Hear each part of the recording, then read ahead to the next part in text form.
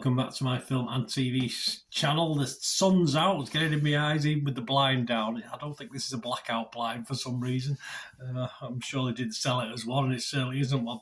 Yes, we're going over to the BBC today, so if you like what I try and do, I do film and TV drama reviews, information blogs, quizzes even as well. There's a nice quiz out there between Christmas and New Year, so seek that out if you fancy just a little bit of fun for 2022 quiz. And today, though, we've got a police procedural, police procedure drama. Procedure. I can usually say it, but I've got a bad chest at the moment. All my words are getting mixed up. So we're going to have a look at one of those today. And please push that subscribe button, push the bell notifications. Great to have you on board. Please spread the word. And if you are pushing buttons, just press that little like button as well, and make an old fool like me very happy. Yes, I'm not going to say it. Granite Harbour we're looking at today anyway. This is on, yes, I tread with trepidation, the BBC. It's a drama series set in Aberdeen, Scotland. It's based on an idea, just as good as the accents on this, I must admit. It's based on an idea by Adriel Luff and Colin Hulston. I think we know where they got their ideas from. The series was first broadcast on BBC Scotland, yes, on the 1st of December, and then it was followed by being put out on BBC One a day later.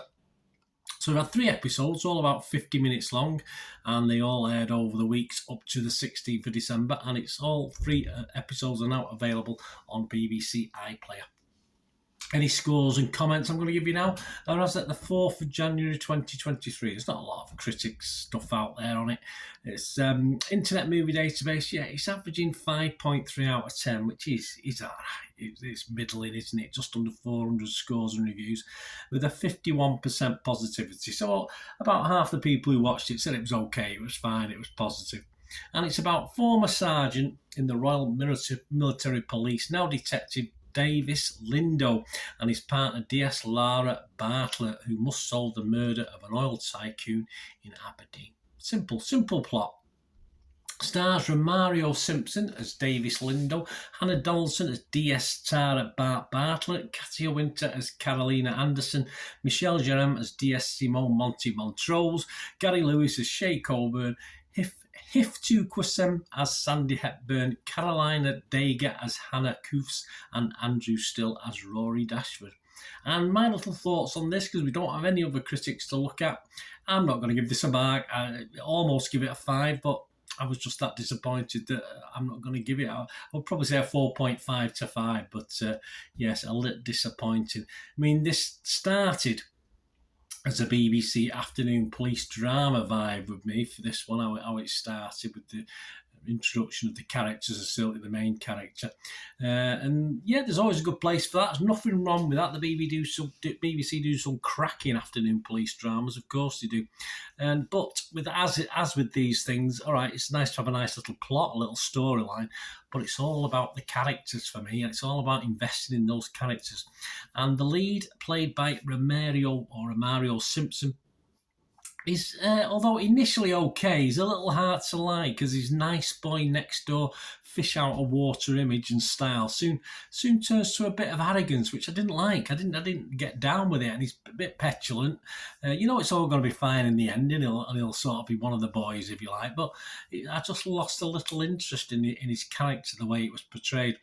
And let's face it, he is going to be one of the key characters in the series, and obviously it sets itself up at the end of series 1, perhaps for a series 2. So it's the key character. So if you don't like him, it's going to be very, very difficult to watch this sort of police drama if you don't like the lead character. I mean, his accent was interesting. It doesn't usually bother me, accents. But it seemed a bit all over the place to me, as though obviously in these things are never shot in sequence. Some sequences he seems to have a broader accent than others, and it doesn't normally bother me. I don't really worry about stuff like that, but because I wasn't really enjoying it, perhaps as it went on, it became a bit more important. I found it a bit disconcerting. Someone I'd obviously watched Death in Paradise, which I do like, apart from the latest versions, which include a gentleman who isn't my favourite as the main detective now, but yeah, someone's watched Death in Paradise, said, I know, how about a twist on that? How about we turn it round? And from that point on, I think it was all pretty much downhill, unfortunately, because I'm sure they could have done a better job of this. And without a likeable, interesting lead, it's all a little bit boring for me, and just basic standard police stuff that doesn't even really, for me, make good afternoon crime drama, as it just takes itself far too seriously to fulfill that category or that criteria.